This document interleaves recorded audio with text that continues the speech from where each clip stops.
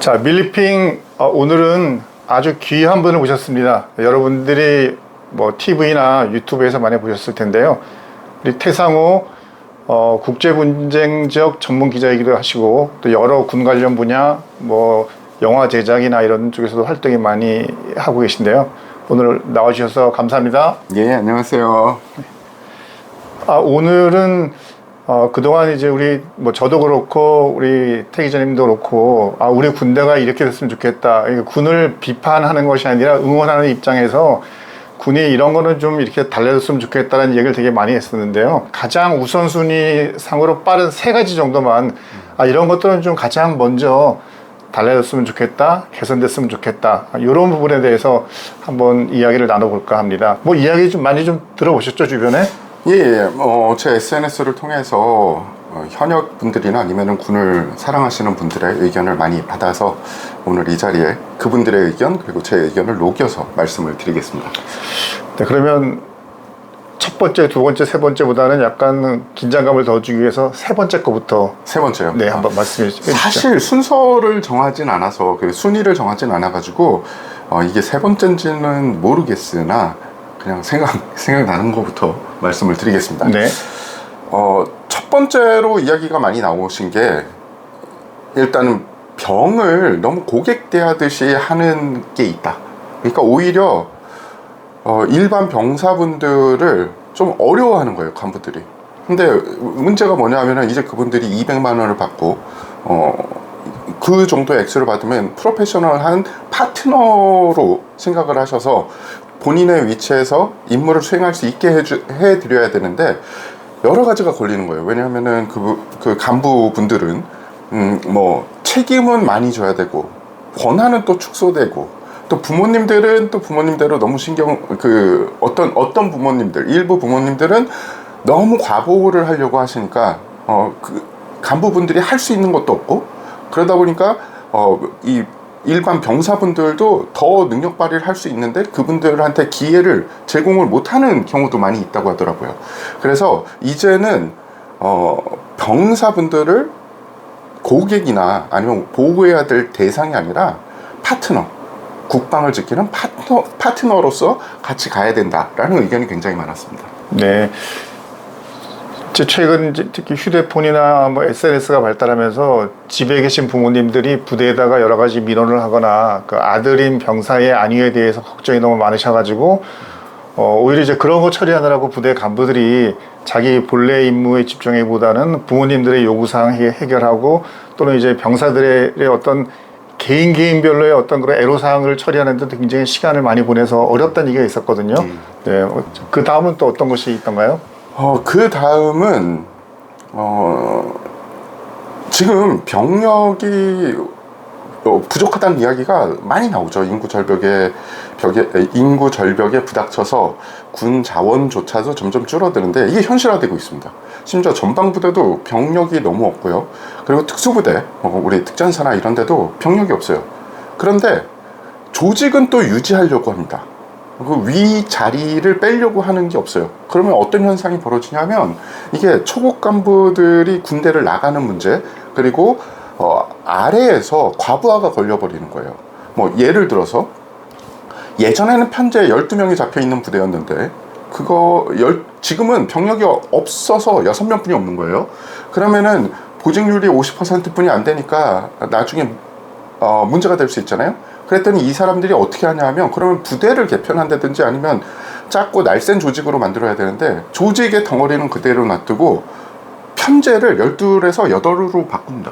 그럼 8에서 6명이면은 괜찮은, 그래도 뭐 문제는 안 되는 퍼센티지니까 그렇게 어떻게 보면 조금 이 말장난 같은 그런 행위를 하는데 문제는 뭐냐면 그렇게 되면은 사실 12명이 해야 될 일을 6명이 하는 거잖아요.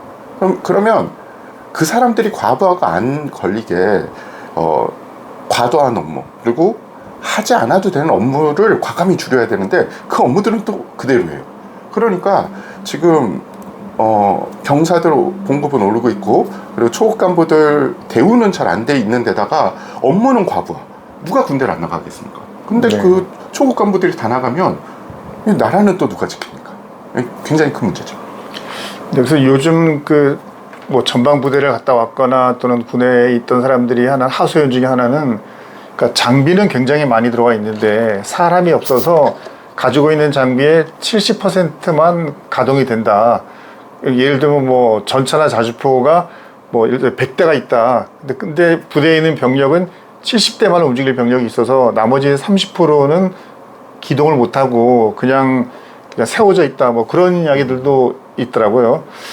그리고 이제 조직이라는 것이 일을 열심히 해야 되는 사람들이 많아야 되는데 실제 움직여야 되는 사람들은 없고 위에서 지시하는 사람들만 많아지게 되면 이제 그런 조직들은 당연히 힘들 수밖에 없고, 결국 윗사람이 지시를 하게 되면 밑에 사람들이 이제 행동으로 실천을 해야 되는데 지시는 계속 누적이 되고 밑에서 그거를 풀어나갈 사람이 없으면 결국 그것이 스트레스로 쌓이고 부대의 전투력을 저하는 요인이 될 것 같습니다. 예. 제일 중요하게 생각하시는 건 어떤 거죠? 군이 정치권에서 독립을 확실히 해야 돼요. 그게 너무 안 되고 있어요. 그러니까 뭐 사람들은 아니 뭐 그게 무슨 소리냐 이렇게 얘기를 하시는데 예를 들어서 이게 뭐 잘했다 못했다가 아니에요. 그냥 이 현상에 대해서 저는 말씀드리고 싶은 겁니다. 얼마 전에 정권이 바뀌었죠. 정권이 바뀌고서 그 전 정권에서는 대북 방송을 했고, 지금 정권이 바뀌고 대북 방송이 끝났어요. 끝났는데 그게 국방부가 정한 건 아닙니다. 새로운 대통령, 이재명 대통령이 하지 말라고 그래서 안 했죠. 그래서 그건 그럴 수 있어요. 뭐 대통령이 전략적으로 결정하고 군은 따라야죠. 근데 군에서 뭐라고 발표를 했냐면 자신들이 가장 최근에 잘한 일 중에 하나가 대북 방송을 끝낸 거래요. 이거는 군이 꼭 정치권의 시녀 같은 그런 그림이 나오잖아요.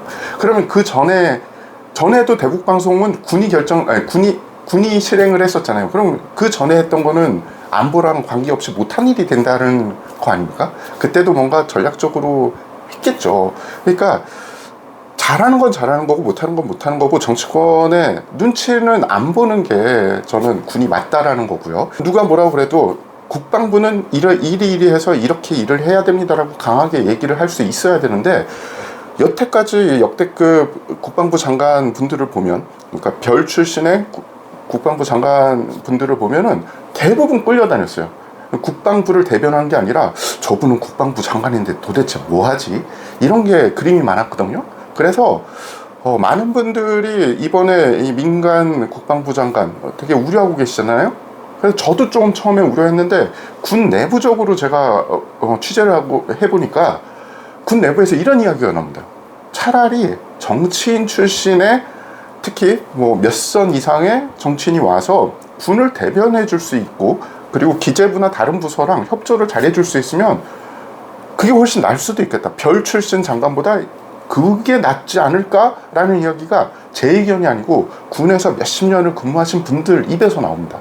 대북 확성기 방송 중단은 저도 이제 중단한 걸 잘했다고 생각을 하고, 그동안 경기 북부 지역에 있는 주민들의 고통이 굉장히 컸잖아요.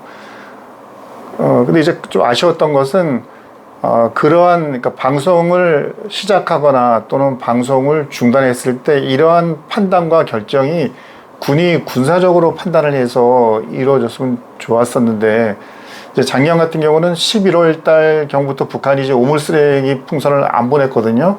그래서 이제 그 당시에 이제 그런 것들을 판단해서 일단 우리가 소기의 목적은 거뒀으니까 우리가 대북 확성기 방송을 잠시 중단하자라고 군이 스스로 판단해서 중진했으면 제일 좋았을 텐데, 그죠. 이제 그런 걸 하지 않았고, 그러다가 이제 12.3 비상계엄 상황이 벌어지게 되니까 이제 아무것도 하지 못하고 그냥 시간은 시간대로 지나갔고, 약간 경기 북부 지역에 있는 국민들의 그 어떤 고통 이런 것들은 그렇게 큰 중요한 문제가 이제 안 돼버렸던 거죠. 그런 게 사실 좀 너무 안타깝습니다.